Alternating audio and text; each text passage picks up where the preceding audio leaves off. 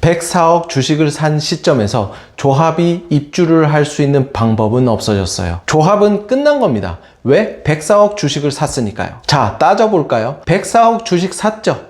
그러면 우리나라는 주식 사면 세금이 나옵니다. 세금으로 50억 냈고요. 그리고 지방세로 49억 또 냈고요. 지금까지 연체이자 100억 넘게 냈고 거기에 또 3달치 연체이자 60억을 하나증권에 예치했죠. 그리고 임대법인 사면서 동시에 들어오기 시작한 가압류들 한 3건 되죠. 주식 산 104억에 구상권 가압류가 들어왔죠. 이건 뭐 제가 단톡방에서 누누이 말했었고요. 그리고 시너지 시행사에 있던 우발 채무 50억, 거기에 두산건설 위약금 100억 가압류까지. 두산건설 기억나시나요? 8년 전 두산건설 내보낼 때 위약금 돈 낸 게 김병천 돈으로 낸 거예요. 그거 가압류 100억. 그러니까 추매금은 애진작이 끝난 겁니다. 그러니까 조합바들이 통장 내역 공개 안 하잖아요. 3억 5천 확정 분양가는 깨졌고 동원 공사비 760억으로 올랐고요. 조합이 돈으로 해결할 수 있는 선을 넘었습니다. 문영호 맨날 사람들한테 자본주의 어쩌고 저쩌고 하던데 조합이 돈으로 해결할 수 있는 범주를 넘어섰어요.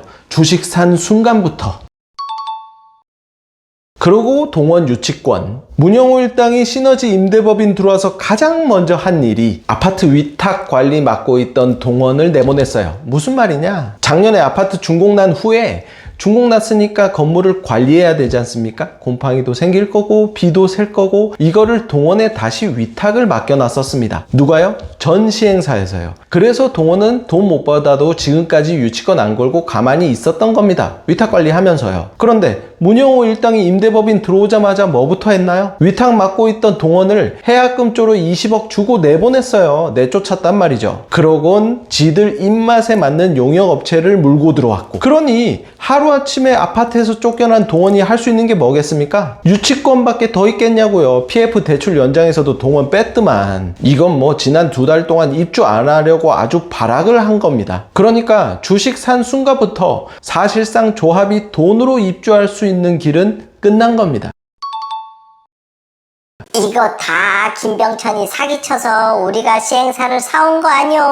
이게 얼마나 개소리인지 지금서부터 알려드릴게요. 오늘 영상은 여기서부터 하이라이트. 김병천 사기쳤다 말하는 사람들은 전부 무고죄에 걸립니다. 단톡방이나 카페나 똑같아요. 문용호랑 손잡고 학교 갈 겁니다. 문용호 일당이 카톡 등에서 김병천이 돈을 횡령했다, 사기다 이런 것들은 증거는 차고 넘치죠. 요지는 이겁니다. 김병천이 조합통장에서 마음대로 이체해서 횡령했다. 자, 다시. 김병천이 조합통장에서 마음대로 이체해서 횡령했다? 새빨간 거짓말입니다. 당시 문제의 센토피아 조합 MD홀딩스 시행사가 한몸일 때 센토피아에서 조합원을 모집했고 당시 여기 분양 중개업자가 문용호입니다. 사업 구조가 어떻게 되어 있었냐면요. 센토피아에서 조합원 모집한 돈은 그대로 MD홀딩스 시행사로 넘어가게 약정을 했어요. 그걸로 시행사업 하려 했던 거였죠. 요 구도였어요. 다시 센토피아의 돈은 그대로 대여 형태로 MD홀딩스 시행사로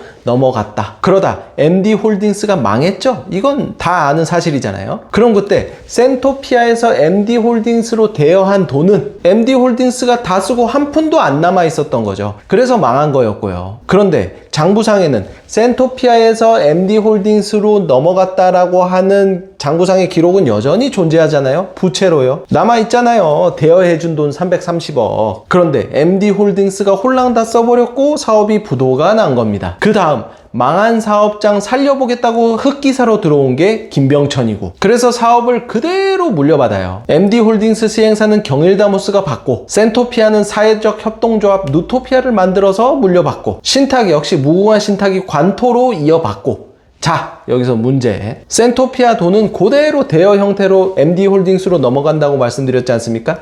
시행해야 되니까. 그럼 이 사업을 그대로 양수도 계약해서 물려받은 김병천이 사회적 협동조합 누토피아로 만든 돈은 어떻게 됩니까? 시행사로 그대로 대여금 형태로 나가는 겁니다. 똑같이. 이게 무슨 횡령입니까?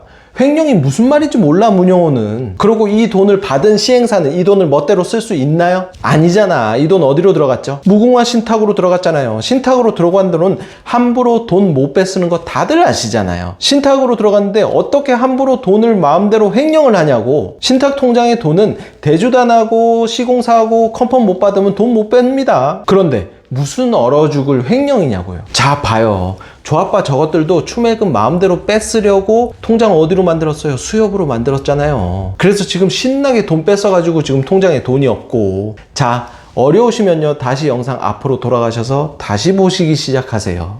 괜찮습니다.